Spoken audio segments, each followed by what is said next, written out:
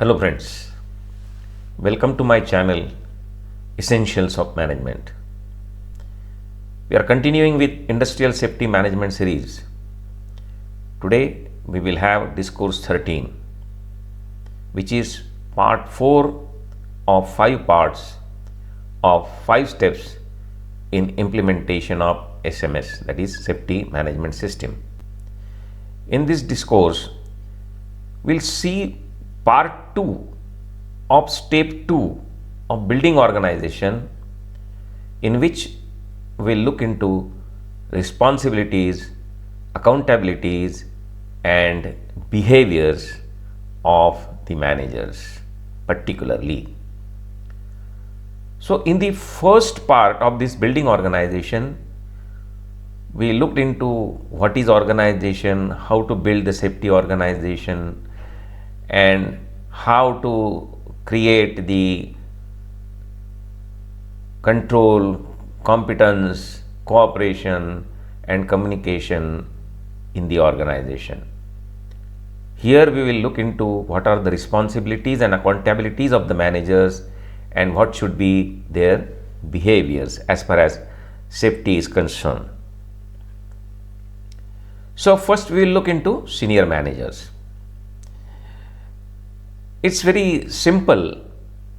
If I go statement by statement, there is no much need to explain about it. So each senior manager is responsible to their site director, CEO, for implementation of OH&S policy in their unit. So their first responsibility, under the guidance of their site director or CEO, implement the policy. Through their normal management structure, there are different types of management structure like line structure or functional structure or line and function structure, so on. So whatever the management structure they have adopted, through that they will ensure that there is a pursuit of high standards in OH&S is integrated with all other aspects of the business. I think when we discussed about the management system, in that we have discussed a lot about how the different functional management systems are created and how they are integrated. So you may be a functional manager of any department, but all that is integrated in the business aspects, and so OH&S is also to be integrated into the aspects of the business. It should be regarded at all levels as no less important than quality, customer service and cost. Friends, try to understand, for any successful business, the foundation is productivity, quality and safety. So if quality, productivity, safety and at the customer side, if you are giving proper services and giving a reasonable cost, so you can get the success. So safety is also one part of the success story. They will show their commitment to the safety, health and environmental performance of their units by routine involvement in such manner. So they routinely will involve. It is not one day event. So they have to routinely, daily involve in all aspects of environment, health and safety and work accordingly and perform accordingly. Now operations manager. So at the operations level, a key responsibility of each operations manager or equivalent is to ensure that their department operates in such a way as to provide a healthy and safe working environment for their staff. So if you are working in the actual production activity, so every manager in that production activity has to look into that he is trying to provide the healthy and safe working environment. Take the case of even office. Even office managers are supposed to see that they are giving healthy and safe working environment to their staff. They are to protect the health and safety of anyone who might be affected by its operations, including visitors and off-site people. So many visitors come to the site. They may come for some work, so they may be the part of the contractors, the people of the contractors particularly, and maybe other visitors. So they have to see that if some visitor comes to their department, then it is responsibility of them to protect their health and safety, and even the people who are residing around the factory, that is off-site people. So every operation they are doing should be safe for all.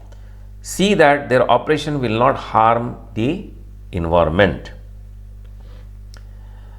Now they are required to give the personal leadership. So lead by example, lead from the front. So they are required to give the personal leadership necessary to enable all aspects of environment, health and safety protection to be integrated with their production, engineering, technical or commercial objective. We discussed in the first slide. Even for the senior managers, same is the case with the operations manager, that they are there to integrate OH&S aspects in each and every part of the business and each and every objective of the business. They are appointed as competent, so they must be competent.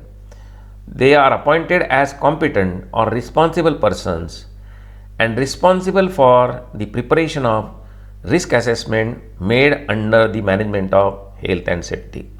So they should be competent enough to do the risk assessments in their departments, and they should be able to carry out that in their department, risk assessment, hazard identification, risk rating and so on with their staff. Now team managers or HODs. Team managers have an immediate and direct responsibility for applying established OH&S rules. So we are coming down to the rules. So far we were talking about the policy and the execution of the policy. Now at the lower level, they are supposed to, carry on with the policy guidelines coming from the top. At the same time, they are responsible to establish OH&S rules and ensure their observance, and whatever the SOPs or working procedures or methods are established into their department. Their primary responsibility is to act to protect the health and safety of their staff and others who might be affected by their actions, and to protect the environment. So primary responsibility is whosoever is working under them, they are supposed to protect the health and safety of that staff. Now what are the effective OH&S behaviors? We have seen the responsibilities and accountabilities of all levels of the managers. So what should be the behavior? First and foremost is building the spirit of OH&S is everyone's responsibility. When we discussed about the policy, we discussed that it is in black and white, it is in word, but it has to be executed or implemented in spirit. So building the spirit is everyone's responsibility. So it has to be put into practice through the leadership which provides direction. So leadership is supposed to provide the direction. Leadership is there for that only. So it should provide direction for developing each person's individual contribution to the company's success. So that particular manager should see that everybody working under him is contributing to company's success through productivity, quality, safety and so on. Managing OH&S performance. Leadership should take ownership of OH&S actions and plans, find sustainable solutions to OH&S performance problems. So, whatever the problems are there, they should find solutions for that. That means they should create certain mitigation plans, overcome obstacles by strong communication and cooperation. So, there has to be a bonding. There has to be a strong communication, open communication. See, in case of safety, there is nothing to hide. Everything should come out. So, there has to be open and transparent communication, and there has to be a strong cooperation. Unless otherwise communication and cooperation is there will not be any performance. Resolving OH&S issues. Leadership take immediate and effective action to resolve important OH&S issues, may be short term and long term. So, issues or the problems or whatever the risks are there, they may be in short term or they may be there for the long term. So, they have to take the effective action on that. Communicating and consulting in OH&S. So, leadership enthuses staff by positive discussion of OH&S matters. So, you are supposed to discuss positively with all your staff, whatever the problems are there. So, openly you should discuss, encourage them to discuss, encourage them to give their opinions and solutions. It's very important. Please try to understand, a single person can never solve the problems. If you solve the problems in a group, definitely the problem will be solved early. But there has to be a positive attitude and there has to be a positive discussion. So, checking understanding of the staff while discussing, they should check the understanding of the staff and they should obtain the staff inputs and their feedback. Encouraging openness keeps all parties informed of progress and encourages inter-team support across the plant. Developing self and others systematically identifies the OH&S training and development needs. Self and team means for himself, he should identify what are the training required and he should identify the training requirements for his team also. Develops processes to maximize the transfer of OH&S knowledge.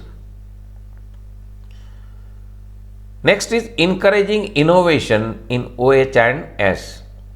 Openly consults others, encourages team to search out improvements.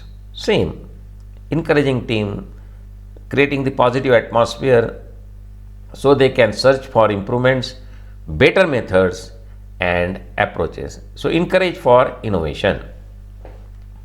Promoting cooperation in OH&S. So, actively encourages team members to be cooperative in relation to OH&S requirements and the OH&S needs of colleagues throughout the workplace. Simple to understand. So, you promote the cooperation, everybody cooperates, take part into the all problems of OH&S throughout the workplace. So, friends, this is all about the responsibilities and behaviors of the people in the organization. So, this is part 2 of organization building. So, we have completed the step 2. Now, in next discourse, we will look into the step number 3, 4 and 5, that is planning, implementation and review. That will be the discourse 14. So, friends, thank you for watching. Please do not forget to share, like, comment and subscribe. Thank you very much.